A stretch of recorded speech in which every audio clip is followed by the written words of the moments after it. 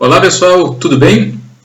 Esse aqui é o nosso segundo vídeo, o vídeo sobre o capítulo 2 do livro didático República Oligárquica. Assim como o primeiro vídeo, esse é um vídeo de revisão. A gente já discutiu esses temas em sala de aula. Bom, a Primeira República, que vai de 1889 até 1930, pode ser dividida em dois períodos menores. Um relativo aos presidentes militares, que é o Marechal Deodoro da Fonseca e Floriano Peixoto. Esse período normalmente é chamado de República da Espada. E um outro período, um período mais longo do que o primeiro, que vai de 1894 até 1930, que é o período dos presidentes civis, é chamado de República das Oligarquias. A maior parte desses presidentes civis, ou na verdade a totalidade desses presidentes civis, eram representantes das elites agrárias brasileiras, ou seja, da parcela da população mais rica e mais poderosa do país. Esse período, então, conhecido como República Oligárquica, pode ser denominado de outras formas.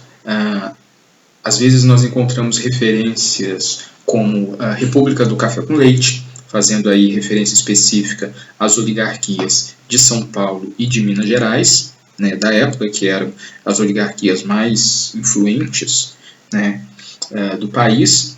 Pode ser chamado também de República dos Coronéis, uma vez que essas oligarquias eram de proprietários rurais que costumavam ser chamados de coronéis pela força da tradição nos locais onde eles viviam. Bom, de acordo com o livro de vocês, lá na página, a partir da página 24, nós temos aí uma série de conceitos importantes que eu passo a revisar agora. O primeiro deles é a ideia do coronelismo, essa figura do coronel como o chefe da oligarquia agrária, que por sua vez eram também os chefes da política durante toda a Primeira República. Então, a grande importância dos coronéis era exatamente cuidar da dominação da parcela mais pobre da população, bem como das alianças políticas que garantia a eleição de outros cargos, como por exemplo os governadores de estado ou até mesmo a presidência da República. Uma característica importante desse período são as fraudes eleitorais, daí a noção de voto de cabresto, que era aquele voto controlado pelos coronéis. Daí vem um outro conceito importante que aparece lá no livro de vocês, que é o conceito de clientelismo. Havia ali uma espécie de troca de favores entre a elite mais rica e a população mais pobre, que, como não encontrava serviços públicos, tinha que recorrer aos coronéis, ou seja, a figuras privadas, para conseguir um mínimo de atenção quando enfrentavam algum problema. Uma outra característica da política nesse contexto é a política dos governadores, que na verdade era uma espécie de acordo feito entre as elites locais nos estados com o governo central, com o governo federal. No que consistia então esse acordo? Era basicamente o seguinte: as elites locais não interfeririam na política federal, da mesma forma que o governo federal não iria se intrometer nos assuntos locais. Então, cada um, né, cuidava dos seus assuntos de forma mais livre, sem entrar em choque. Vou avançar um slide para a gente poder falar para a gente poder ilustrar essa questão do voto de cabresto. Essa charge, ela também se encontra no livro de vocês, na página 24, né, e vocês conseguem observar ali, né, uma mulher que representa a República, está escrito ali soberania no vestido dela, a urna, que representa o processo eleitoral, o político e o eleitor, né? E aí a clássica representação do cabresto, né? Ou seja, o eleitor sendo conduzido pelos políticos para que votasse exatamente em quem os políticos desejavam. Tudo isso para manter essa lógica de poder que a gente vê nesse slide. O coronel está na base da política na Primeira República, ele é a liderança local, as suas ações, né, as suas alianças servem para garantir a eleição de cargos que estão acima, né, como, por exemplo, os governadores, e aí existe, então, uma troca de favores.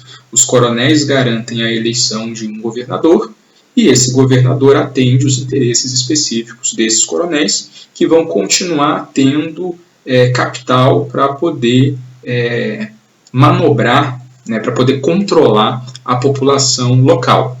E a gente consegue ver aí nesse slide também que isso vale para a própria presidência da República, uma vez que os governadores, né, garantiam a eleição do presidente, e o presidente, né, garantia favores aos governadores para eles continuarem tendo capital político e atender às necessidades dos coronéis que conseguiam controlar a população. Percebe então que havia um controle muito grande por parte dos políticos sobre a população, principalmente a população mais pobre. Uma outra característica destacada, né, pelo livro de vocês sobre esse período é o papel das mulheres na Primeira República, né? Isso vai aparecer lá na página 27 do livro de vocês. O voto feminino ele era uma expectativa que acabou frustrada com a nova Constituição.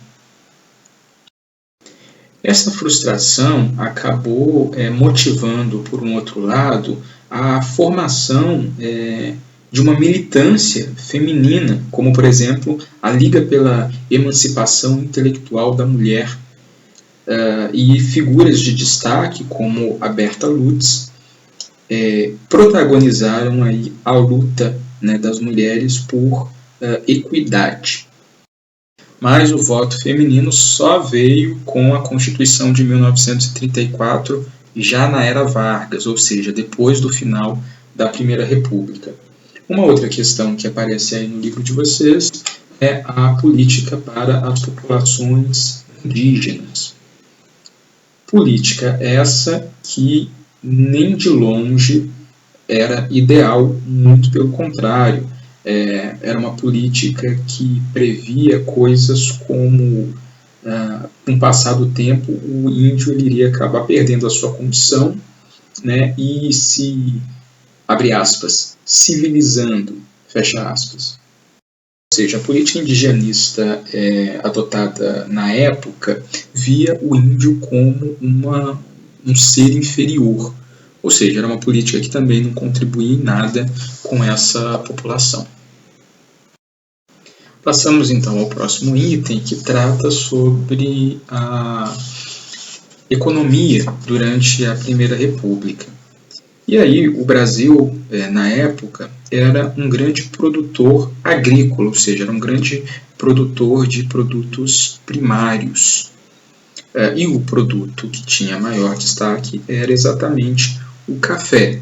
É isso, então, que explica o poder político dos produtores rurais, que faziam então desses produtores a elite política do país, ou melhor, a elite econômica do país, e isso dava a eles a força suficiente para eles conseguirem controlar a política do país. Um bom exemplo de como isso acontecia na prática é o Convênio de Taubaté, um acordo que foi firmado nessa cidade, que fica no interior de São Paulo, que era o estado, um dos estados que mais produzia café na época, e esse acordo tinha como principal objetivo o seguinte: o governo federal se comprometia a comprar toda a safra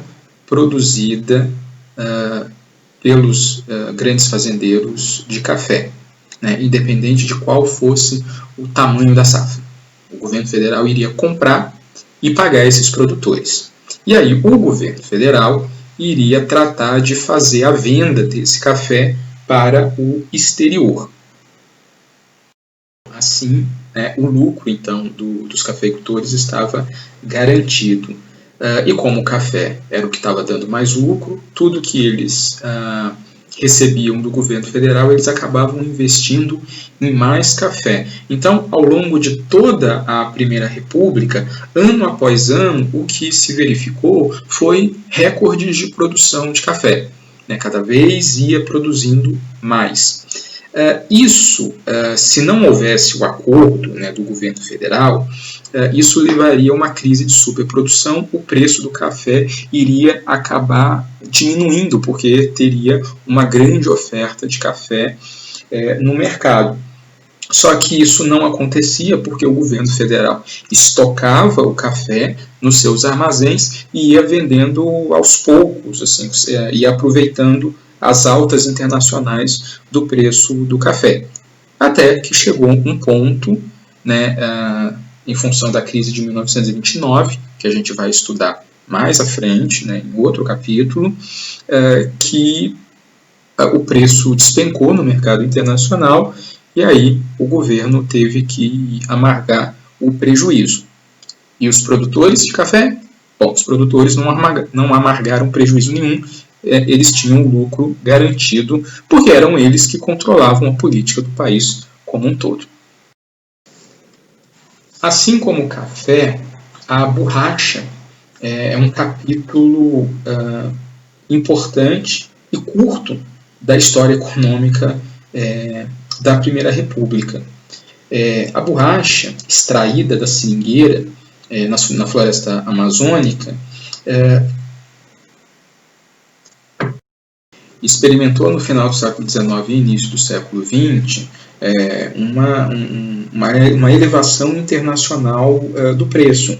E aí muitos fazendeiros no norte do país, na região amazônica, aproveitaram essa alta do preço e começaram a explorar bastante esse recurso. Isso acabou sendo importante, né, para a região, porque muitos recursos, né, foram investidos, né, na modernização da região, como por exemplo na cidade de Manaus. Mas o mais curioso dessa história é como esse ciclo da borracha termina. A borracha era uma árvore, a seringueira, na verdade, é uma árvore típica da região amazônica, então era só dali que era extraída a borracha, era só daquela região que a borracha era extraída. Até alguém ter a ideia de pegar mudas de seringueira e levar para outra região do planeta, né? Foram os ingleses que levaram, então, mudas de seringueira para a Ásia, acabando, então, com o monopólio da borracha da região amazônica. Outro capítulo importante da história econômica do Brasil na época foi a imigração, né, que tinha ali o objetivo de substituir a mão de obra escrava em decorrência, né, do fim da escravidão no finalzinho do Império. Mais uma vez, os grandes proprietários rurais conseguem incentivos do governo federal para incentivar a vinda de imigrantes. Vieram alemães, japoneses, sírios, libaneses, russos, lituanos, austríacos. E o grande número, na verdade, de imigrantes foi exatamente um número de italianos, que imigraram principalmente para as regiões sul e sudeste do Brasil. Havia também, né, por trás dessa política envolvendo o mundo do trabalho, motivos racistas, né? A imigração para algumas pessoas que se diziam cientistas à época seria uma forma de branquear o Brasil. Bom, já os trabalhadores negros, descendentes de escravos ou ex-escravos, tiveram que se adaptar às novas condições de trabalho, tanto no campo quanto na cidade, e tiveram que enfrentar a concorrência dos imigrantes, uma vez que o governo não promoveu nenhuma política de integração dessas populações na sociedade brasileira, o que resulta em muitos dos problemas sociais que a gente enfrenta hoje. É também na Primeira República que nós vamos verificar o primeiro surto industrial brasileiro. As primeiras fábricas vão ser abertas ainda no final do século XIX, e em decorrência da Primeira Guerra, que é de 1914 a 1918, haverá uma substituição de importação no Brasil, porque a Europa não estava produzindo produtos industrializados para vender, para exportar, em função do esforço de guerra. Então, o Brasil viu ali, alguns empreendedores brasileiros viram ali uma possibilidade de produzir esses produtos que a Europa não estava vendendo. A indústria, então, começa a ganhar força e, em decorrência disso, os centros urbanos também começam a se modernizar. Uma decorrência disso é o surgimento de uma classe operária, que até então não existia. E essa classe operária vai passar por várias dificuldades características dos momentos de implantação das indústrias. Eles vão ser explorados, recebendo salários muito baixos, tendo que enfrentar jornadas de trabalho muito grandes. A gente tem a questão do trabalho infantil, e isso acabou possibilitando também o surgimento do movimento operário, que terá, em 1917, a sua primeira grande greve. Bom, como de costume, todas as grandes mobilizações populares da Primeira República, a greve de 1917 também foi reprimida com bastante violência pelas autoridades. Mas essa violência não impediu que novas greves ocorressem em 1919 e 1920, e que o movimento, que inicialmente tinha como principal ideologia o anarquismo, e depois veio os grupos comunistas e socialistas. E aí, em 1922, a gente tem a fundação do Partido Comunista Brasileiro, que marca uma virada no movimento operário. E aí o movimento ele fica, então, mais organizado, ele passa a ter uma organização política mais efetiva. Para concluir, então, essa aula, resta falarmos sobre o universo artístico brasileiro durante a Primeira República, e aí a gente destaca o surgimento do modernismo. E o ano de 1922 é um ano bastante importante, que é o ano da realização da Semana de Arte Moderna de São Paulo, que se tornou ali um grande evento que reuniu um grande número de artistas, apresentando então para o público os novos valores artísticos, uma nova linguagem artística para a arte brasileira, que é então essa arte modernista. Uma arte fortemente influenciada pelas vanguardas europeias, mas que tinha como principal objetivo produzir uma arte que não fosse uma cópia da arte estrangeira, uma arte que fosse que tivesse os elementos brasileiros presentes, né? Então aí nós vamos ter vários escritores, artistas plásticos, músicos, produzindo coisa nova, né? E abordando temas da realidade brasileira que às vezes não eram abordados. Esse aí é o cartazinho, né, da Semana de Arte Moderna de São Paulo. Vale lembrar que a crítica artística, o público de modo geral, recebeu de forma muito negativa esse movimento. A crítica foi muito ruim na realidade, porque era algo muito diferente do que as pessoas estavam acostumadas a ver, né?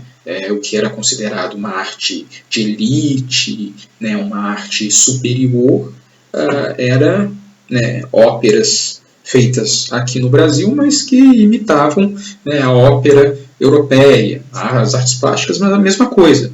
Quando aí chegou essa galera fazendo um negócio muito diferente do que as pessoas estavam acostumadas a ver, as pessoas estranharam. Mas o movimento, ele era um movimento forte, um movimento que conseguiu imprimir a sua marca. Lembre-se lá que a gente havia discutido essa obra, que é o Abapuru, né, da Tarsila do Amaral, que é, na verdade, o quadro brasileiro mais valioso. E, como eu havia lembrado, ele não pertence a nenhuma coleção ou nenhuma instituição brasileira, né? Ele está na Argentina, né? Os donos dele são argentinos. Se eu não me engano, é o governo argentino.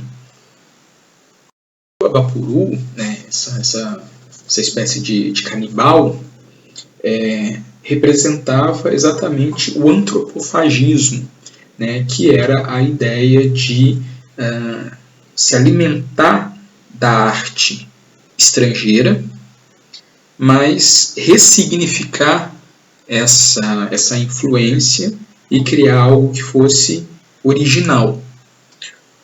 Uma outra obra importante que não está no livro de vocês, mas eu resolvi colocar aqui nessa apresentação, é essa, também da Tarsila, que mostra os imigrantes, né, esses vários rostos, né, que aparecem aí, né, com uma paleta de cores bastante múltipla, que mostra exatamente aí a mistura, né, e ao fundo a gente consegue ver as fábricas, né. Ela está aí exatamente colocando na tela a realidade das cidades, das grandes cidades brasileiras, né, principalmente Rio e São Paulo, que estavam se industrializando.